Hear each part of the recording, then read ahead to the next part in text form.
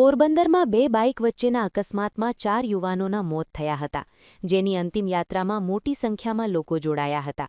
બીજી તરફ મોરારી બાપુ દ્વારા પણ ચારેય યુવાનોના પરિવારજનોને સહાય અર્પણ કરવામાં આવી હતી.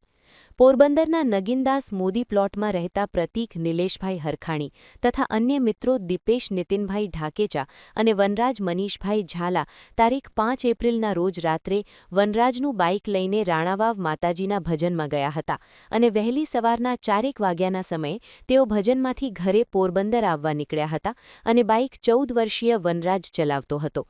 આશરે 4:30 વાગ્યાના સમયે નેશનલ હાઇવે પર ધરમપુર પાટિયાથી આગળ ગાયત્રી હાઇટ્સ સામે પહોંચ્યા ત્યારે સામે નેશનલ હાઇવે પર રોંગ સાઇડમાં ફૂલ સ્પીડે ડબલ સવારીમાં બુલેટ આવતા બુલેટ સાથે વનરાજના બાઇકનો અકસ્માત સર્જાયો હતો, જેથી તેઓ તથા બુલેટમાં બેઠેલ સોની બજારમાં રહેતા મિલન નારણભાઈ બાદરશાહી અને ખારવાવાડમાં પંચ હાટડીમાં રહેતા પિયુષ કિશોરભાઈ લોઢારી ફંગોળાઈ ગયા હતા અને પાંચેયને ઈજાઓ થઈ હતી.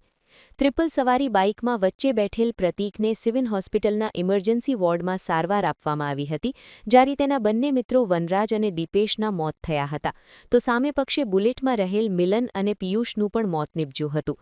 મૃતક યુવાનોના પીએમ બાદ મૃતદેહ પરિવારજનોને સોંપવામાં આવ્યા હતા. ત્યારબાદ અંતિમ યાત્રા કાઢવામાં આવી હતી, જેમાં વનરાજ અને દીપેશની અંતિમ યાત્રામાં સમગ્ર વાલ્મીકી સમાજ જોડાયો હતો અને સમગ્ર વિસ્તારમાં શોકનું મોજું ફરી વળ્યું હતું.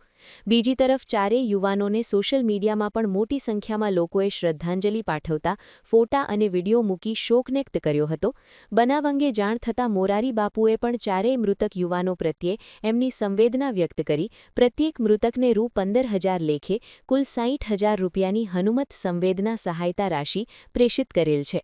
પોરબંદર સ્થિત રામકથાના શ્રોતા દ્વારા રૂબરૂ જઈને ચારેય મૃતક યુવાનોના પરિજનોને આ સંવેદના રાશિ પહોંચતી કરવામાં આવી છે. તો બીજી તરફ આ મામલે પૂર્વ સુધરાઈ સભ્ય અને સામાજિક કાર્યકર જીવનભાઈ જુંગીએ સિવિલ હોસ્પિટલના સત્તાવાળાને લેખિત રજૂઆત કરી જણાવ્યું છે કે તેઓ છેલ્લા 20 વર્ષથી હોસ્પિટલમાં સેવા આપે છે.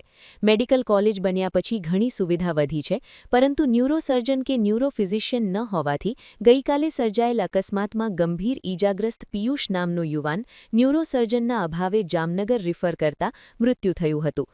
ન્યુરોસર્જન ન હોવાથી ઘણા દર્દીને ભાવસિંહજી હોસ્પિટલમાં સારવાર ન મળતા રાજકોટ કે જામનગર મોકલતા મોડું થતાં ગંભીર લોકો બચી શકતા નથી. વધુમાં એવી પણ માંગ કરી છે કે ઘણા કિસ્સામાં ગંભીર બીમારીથી દર્દીઓ દાખલ થાય છે. શનિવાર અને રવિવાર તાત્કાલિક લેબોરેટરીમાં રિપોર્ટ થતા ન હોવાથી યોગ્ય સારવાર મળી શકતી નથી. આથી નિયમિત લેબોરેટરી સેવા અંગે પણ માંગ કરી છે. નિપુલ પોપટ, પોરબંદર ટાઈમ્સ.